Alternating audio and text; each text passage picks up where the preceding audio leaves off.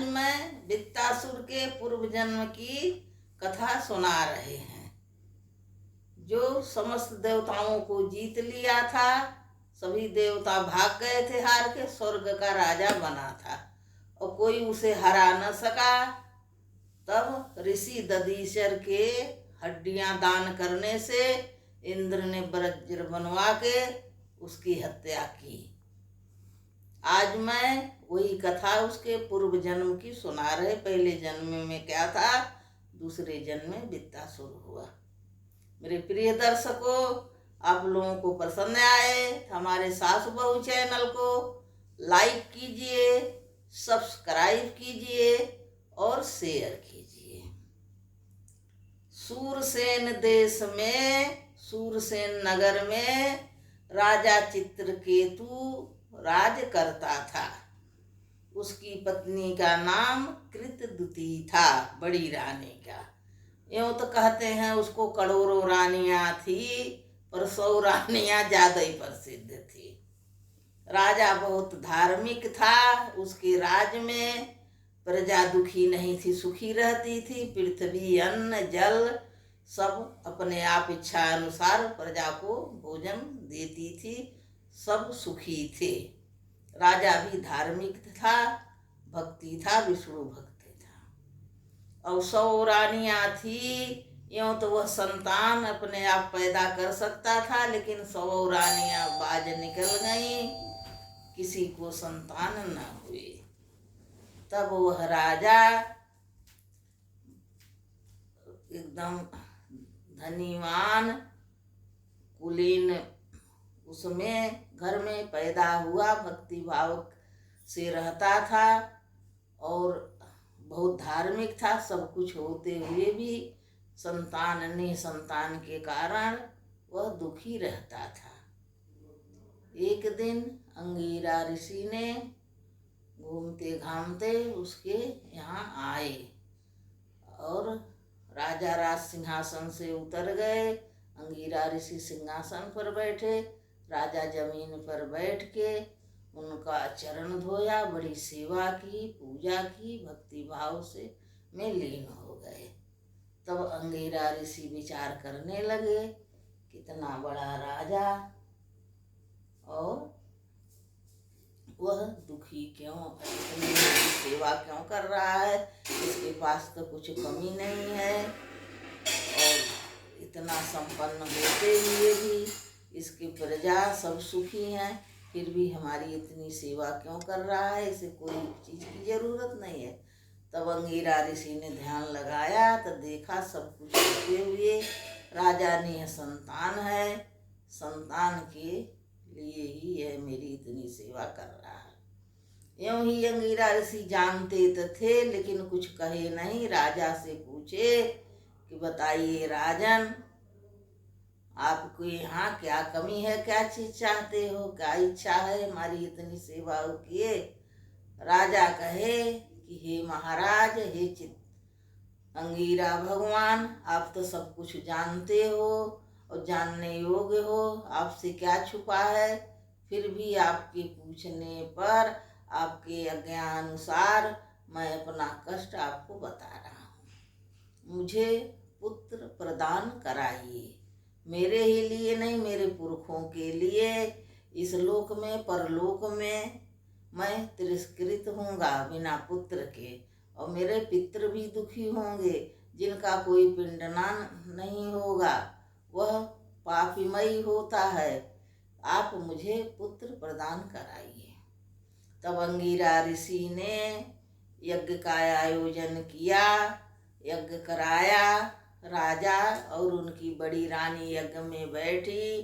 कृतदिति अंगिरा ने यज्ञ का प्रसाद दिया। राजा ने बड़ी रानी को ही वह प्रसाद दिया। बड़ी रानी राजा से गर्भ धारण की और बाकी रानियां तो बाझ ही रही, उन्हें प्रसाद नहीं मिला था। और 9 महीने के बाद रानी कृतदुति को एक बालक सुंदर पैदा हुआ। महल में बड़ी खुशी छा गई, बधाइयाँ बजी। राजा दान दक्षिणा गौएं सब दान किए, जो जिसे आया, जिसके मन जो भाया वही दान दिया। जिसने पाया एक दूसरे को दान किया, सब तो खुशी हुए, पर वह जो उनकी सौते थी उन्हें खुशी न हुई, क्योंकि उनके तो संतान हुई नहीं, वो बाज की बाजे ने रह गईं।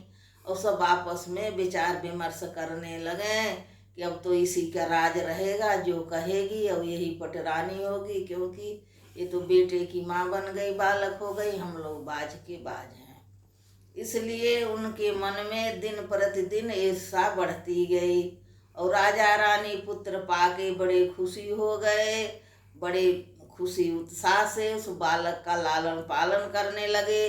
बालक देख के खुशी से दिन बीतने लगा, और 4 महीना खुशी मनाई गई।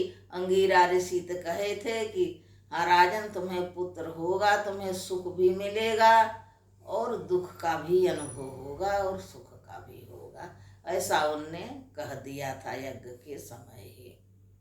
तब वह रानियां ईर्षा से इतनी डूब गईं कि कहने लगी, हमसे तो भली ये दासियां हैं जिन्हें अपनी पति की सेवा करती हैं, अपने पति का सुख मिलता है, हमें का मिला, राजा तो हमें तिरस्कृत कर दिए हैं, इन लोगों से दासियों से हमारी जिंदगी गई गुजरी हो गई है। और यह किस लिए हुई? जब से यह बालक हुआ और इसी का सम्मान बढ़ा और इसी की वाहवाही हो रही, हम लोगों को कोई पूछ नहीं रहे, यहाँ तक कि हमारे पति भी नहीं पूछ रहे हैं। वो सब मिल के ऐसा विचार बना के जहर मिला के कृतदूती ने बालक को पिला खिला के पालने में सुला दी थी। बालक सो रहा था, वो अपना दूसरे काम काज में गई। यहाँ इन सब ने छल कपट से चाल पर पंच रच के बालक को जहर पिला दिया। बालक सोया का सोया ही रह गया। जब काफी टाइम बीत गया तब कृतदूती ने कहा दासी से, बालक को जगा दो, उठा ले आओ। जब वहाँ दासी जाती है, बालक के जगाने की कोशिश करती है, बालक मृत अवस्था में है, उसकी जान ही नहीं है। तब वह बड़े जोर से चिल्लाती है, रोती है, हाय मारी गई, हाय मारी गई, हाय मारी गई, बालक की तो जान ही नहीं है। इतने में सब दौड़ते हैं, रानी देखती हैं, मृत बेटा के देख के मृतक बेटे से छाती पीट पीट के रोने लगती हैं। राजा रोने लगते हैं। शोक में सब राजमहल डूब गया। अब यह का हुआ कि कौन संजोग, बहुत रोने लगे, राजा दुखी हुए और लड़का का दाह संस्कार हुआ, हटाया गया। राजा विरक्त हो गए, दुखी। इतने में देव ऋषि नारद और अंगिरा ऋषि फिर आए और बोले, राजन आप तपस्या करो, आपका कष्ट दूर होगा, आपको पुत्र प्राप्त होगा। राजा विष्णु भगवान की भक्ति में लग गए। भक्ति करते करते और उन्हें प्राण त्याग दिया राजा।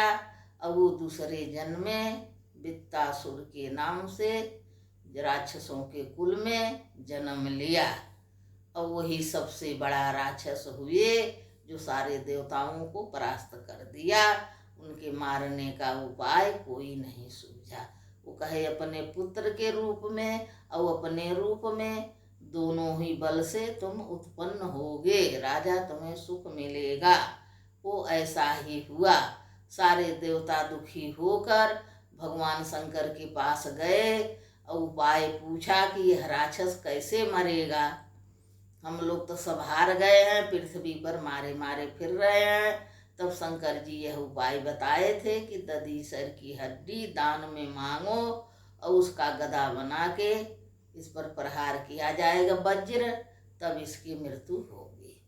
तब इंद्र ने छल से उनकी हड्डी दान में मांगने गए। उनकी पत्नी जो ऋषि थी वह जल भरने गई थी और उन्हें आश्रम थे तब कर रहे थे। उनके बालक पेट में था, पत्नी के बच्चा पेट में था, पुत्र। वो दान तो कर देते बिना मांगे अपनी अस्थि, लेकिन पुत्र देखने की लालसा उन्हें भी थी। पर इंद्र जब से सुन लिए कि इनकी अस्थि के वज्र से वृत्नासुर मरेगा, वो मारे उतावली के मारा। उतना समय न कि 9 महीना तो बड़ी बात होती है, 2-3 महीना नहीं धैर्य धर सके और आके उनकी पत्नी नहीं थी, दान मांग लिए। तो दधीचर ने कहे मैं तो दे ही दूंगा, उपकार का काम है, लेकिन तुमने अच्छा नहीं किए। 2-3 महीना का समय हुआ होता तो हम भी पुत्र देख लेते। उनने अपने शरीर छोड़ दिए ध्यान योग करके, और उनकी हड्डियां लेके इंद्र ने वज्र बनवाया, उससे वित्नासुर का वध हुआ। जब ऋषि पत्नी आश्रम लौटी और देखी सब कारण इंद्र को सुन के, तभी उनने श्राप दी थी कि जैसे हमारे पति ने वंश नहीं देखा, तुम लोगों को वंश नहीं होगा। देवताओं को भारी श्राप दिया था, मेरे पति का ऐसे छल से तुमने हत्या करी है। इसके साथ यह कहानी समाप्त होती है। मेरे प्रिय दर्शकों, आप लोगों को जो अच्छी लगी हो तो हमारे सासू बहू चैनल को लाइक कीजिए, सब्सक्राइब कीजिए और शेयर कीजिए। बोलो वृत्नासुर की जय, बोलो सब देवताओं की जय, विष्णु भगवान की जय।